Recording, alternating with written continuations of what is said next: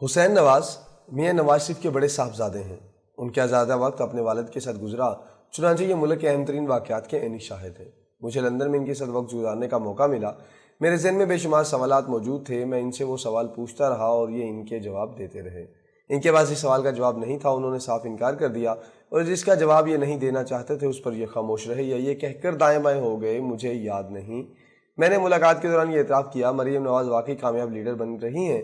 میری ان کے بارے میں رائے غلط ثابت ہوئی۔ میرا خیال تھا ان کا سیاسی ایکسپوجر نہیں ہے، یہ کلک نہیں کر سکیں گی، لیکن یہ شریف فیملی کے اندر سے پہلی عوامی مقررہ اور بے نظیر بھٹو بن کر ابھر رہی ہیں۔ یہ اگر اس سپیڈ سے چلتی رہی تو 2028 میں یہ وزیر اعظم ہوں گی۔ حسین نواز کا جواب تھا، یہ سب ہمارے دادا میاں شریف کی دعاؤں کا صلہ ہے۔ اتفاق گروپ کے بعد خاندان میں دراڑیں آ گئی تھیں، دادا جان کا دل ٹوٹ گیا تھا، لہٰذا انہوں نے ماڈل ٹاؤن چھوڑ کر رائے ونڈ جانے کا فیصلہ کر لیا۔ یہ اس وقت ویران اور بیابان علاقہ تھا، کھیتوں کے درمیان چھوٹا سا گھر تھا۔ میاں صاحب کے پرانے ملازمین تک وہاں جانے سے انکاری تھے۔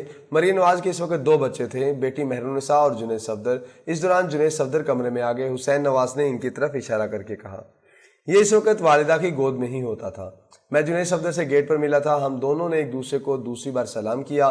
حسین نواز نے بتایا، مریم بہن اس وقت اپنے دونوں چھوٹے بچوں کو ساتھ لے کر دادا جان کے ساتھ رائے ونڈ شفٹ ہو گئیں۔ اس زمانے میں وہاں رات کے وقت بجلی بند ہو جاتی تھی۔ ایک رات بجلی بند ہوئی تو حبس اور گرمی کی وجہ سے مریم نواز کی بیٹی نے رونا شروع کر دیا۔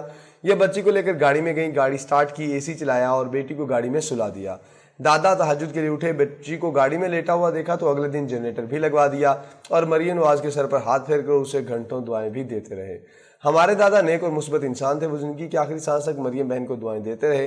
مجھے یقین ہے یہ ان کی دعاؤں کا صدقہ ہے جس کے عوض یہ اپنا سیاسی مقام بناتی چلی جا رہی ہیں، جبکہ 2014 تک یہ ایک گھریلو خاتون تھیں۔ میں نے پوچھا، لیکن آپ کی پارٹی نے قبول نہیں کر رہی؟ پرویز رشید اور عرفان صدیقی کے علاوہ کوئی سینئر ان کے ساتھ نظر نہیں آتا؟ یہ ہنس کر بولے، عوام کی سیاست پارٹی کو قائل کرنا بھی مریم نواز کی ذمہ داری ہے، یہ اگر اسی طرح چلتی رہیں تو وہ وقت بھی آ جائے گا۔ میں نے ان سے پوچھا، کیا جنرل پرویز مشرف کے دور میں اٹل بہاری واجپئی نے جدہ میں میاں صاحب سے رابطہ کیا تھا؟ وہ بولے، جی ہاں، جنرل مشرف نے جب بھارت کے ساتھ کشمیر پر مذاکرات شروع کیے تو واجپئی صاحب نے ایس کے لامبا کو جدہ بھجوایا تھا۔ واجپئی صاحب نفیس سیاستدان تھے، وہ میاں صاحب کو میاں جی کہتے تھے۔ لامبا صاحب نے میاں صاحب کو پیغام دیا، ہم نے مل کر کشمیر کا مسئلہ حل کرنے کی کوشش کی لیکن ہم کامیاب نہیں ہو سکے، وقت ہمیں ایک اور موقع دے رہا ہے۔ جنرل مشرف ڈائلاگ کرنا چاہتے ہیں، آپ اگر اجازت دیں تو کیا میں جنرل مشرف سے ڈائلاگ شروع کر لوں؟ میاں صاحب نے خوش دلی سے جواب دیا، امن ذاتی اختلافات سے سپریم ہے، آپ کھلے دل کے ساتھ مذاکرات کریں۔ میاں صاحب واجپئی صاحب کو کوئی تحفہ بھجوانا چاہتے تھے لیکن ان کا خیال تھا وہ ایک سادہ انسان ہے، وہ اسے توشہ خانہ میں جمع کرا دیں گے۔ والد صاحب کی خواہش تھی کہ کوئی ایسی چیز بھجوائی جائے جسے وہ خود استعمال کریں۔ ہم جانتے تھے واجپئی صاحب کھانے پینے کے شوقین ہیں، لہٰذا میں نے ان کے لیے اعلیٰ کوالٹی کی انجیریں خریدیں اور ایس کے لامبا کے ذریعے انہیں بھجوا دیں۔ واجپئی صاحب کی طرف سے باقاعدہ شکریہ کا پیغام آیا۔ میں نے پوچھا، کیا میاں صاحب کا یہ ان سے آخری رابطہ تھا؟ حسین نواز نے جواب دیا، ہم مئی 2014 میں جب نریندر مودی کی حلف برداری کی تقریب میں دلی گئے تھے تو میاں صاحب واجپئی کی عیادت کے لیے ان کے رہائش گاہ پر گئے تھے۔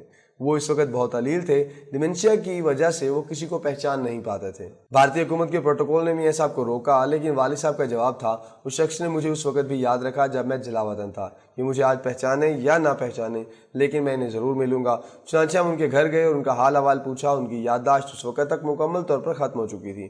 میں نے پوچھا، میاں نواز شریف پر اس وقت یہ الزام لگا تھا مودی انڈیا میں مسلمانوں کی نسل کشی کر رہا تھا اور آپ نے انہیں ساڑیاں پیش کر دیں؟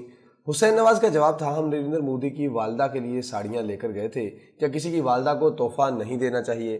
میں نے پوچھا، خواجہ آصف اور میاں نواز شریف کے درمیان تعلقات کی خرابی کی کیا وجہ ہے؟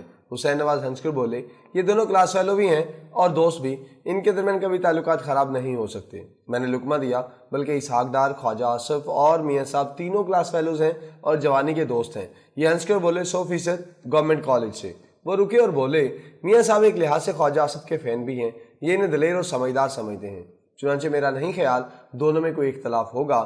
میں نے عرض کیا، میری معلومات کے مطابق جنرل قمر جاوید باجوہ کے ایکسٹینشن کے ایشو پر اختلافات ہوئے تھے۔ وہ ہنس کر بولے، آپ اپنی معلومات شیئر کریں، اگر بات ٹھیک ہوئی تو میں تسلیم کروں گا ورنہ معذرت کر لوں گا۔ میں نے عرض کیا، دسمبر 2019 کو لندن میں پارٹی کی سینئر قیادت کا اجلاس ہوا تھا، اس میں حلف اٹھایا گیا تھا، یہ معلومات باہر نہیں جائیں گی۔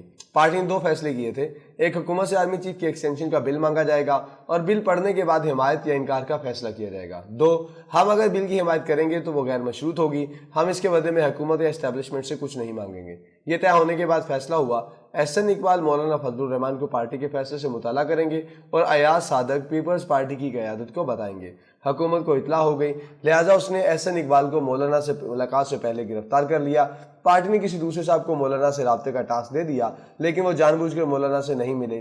رانا تنویر حسین نے مولانا کو میاں صاحب کا پیغام دیا، مگر رانا تنویر کو میاں صاحب نے نہیں بھجوایا تھا، یہ کسی اور کی وجہ سے گئے تھے۔ دوسری طرف ایاز صادق پیپلز پارٹی سے ملے اور انہوں نے جوابی پیغام بھجوایا، سر بلاول بھٹو کی ڈیل ہو چکی ہے، یہ بل کے حق میں ووٹ دیں گے اور حکومت ایکٹ آف پارلیمنٹ سے یہ بل پاس کرا لے گی۔ میں رکا اور ان سے پوچھا میری معلومات درست ہیں؟ وہ ہنس کر بولے آپ اپنی بات مکمل کریں۔ میں نے عرض کیا 7 جنوری 2020 کو بل پر ووٹنگ ہونی تھی۔ خواجہ آصف نے اس دن پارلیمانی پارٹی کو کہا میاں نواز شریف کی ہدایت ہے، ہم بل کی غیر مشروط حمایت کریں گے، اور پارٹی نے بل کی حمایت میں ووٹ دے دیا، جبکہ میاں صاحب نے خواجہ آصف کو اس قسم کی کوئی ہدایت نہیں دی تھی۔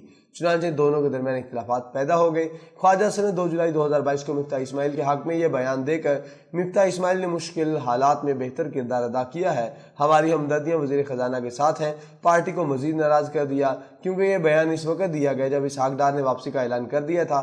چنانچہ میاں صاحب کے ساتھ ساتھ ڈار صاحب بھی خواجہ صاحب سے ناراض ہیں۔ حسین نواز نے میری پوری بات سننے کے بعد مسکرا کر جواب دیا نو کمنٹس، آپ کوئی اور بات کریں۔ میں نے پوچھا کیا یہ بات درست ہے؟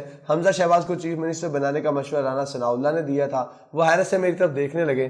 میں نے عرض کیا چودھری پرویز لائی کے یو ٹرن کے بعد پارٹی حمزہ شہباز شریف کو چیف منسٹر نہیں بنانا چاہتی تھی، لیکن رانا ثناء اللہ نے کہا یہ قدرت کا فیصلہ ہے، ہمیں اسے مان لینا چاہیے۔ ہم نے اگر جذباتی ہو کر کوئی فیصلہ کیا تو پارٹی تقسیم ہو جائے گی، اور پارٹی کو یہ فیصلہ کرنا پڑ گیا۔ اسٹیبلشمنٹ بھی حمزہ شہباز کے حق میں نہیں تھی۔ وہ ہنس کر بولے یہ بات درست ہے، یہ فیصلہ ہمارا نہیں تھا، اللہ تعالیٰ کا تھا۔ پارٹی چودھری پرویز لائی کو وزیر اعلیٰ بنا چکی تھی۔ چودھری شجاعت حسین کی میاں صاحب سے فون پر بات بھی ہوئی تھی، اور چودھری صاحب نے کاف لیگ کو ختم کرنے اور اکٹھے چلنے کا عندیہ بھی دے دیا تھا، لیکن پھر چودھری پرویز لائی نے یو ٹرن لے لیا اور یوں پارٹی کے پاس حمزہ شہباز کے علاوہ کوئی آپشن نہیں بچا۔ میں نے ان سے پوچھا کیا چودھری صاحبان نے آپ لوگوں کو یہ بتایا تھا کہ پشاور سے کسی صاحب نے صادق سنجانی کے ذریعے چودھری کو یہ پیغام دیا تھا کہ آپ عمران خان کے ساتھ ڈٹے رہیں، ملک میں کوئی سیاسی تبدیلی نہیں آ رہی، اور چودھری پرویز لائی نے یہ بات ان کو بھی بتا دی تھی جن سے یہ گفتگو خفیہ رکھی جا رہی تھی؟ حسین نواز نے ہنس کر جواب دیا بھائی صاحب میں جدہ اور لندن میں رہتا ہوں، پاکستان کے اندر کیا ہونا ہے مجھے کیا پتا، آپ یہ بات چودھری پرویز لائی یا صادق سنجانی سے پوچھیں۔ میں نے پوچھا کہ آپ چودھری نثار کے بارے میں اپنی رائے پر آج بھی قائم ہیں؟ یہ سیدھے ہو کر بیٹھے اور سنجیدگی سے بولے چودھری صاحب نے پارٹی اور میاں صاحب کو شدید نقصان پہنچایا ہے۔ میں نے پوچھا کیسے؟ وہ فوراً بولے مسئلہ میاں نواز شریف کی بیماری کے ایام ہی کو لے لیجئے۔ چودھری صاحب ایک دن مریم نواز کے پاس آئے اور غصے سے کہا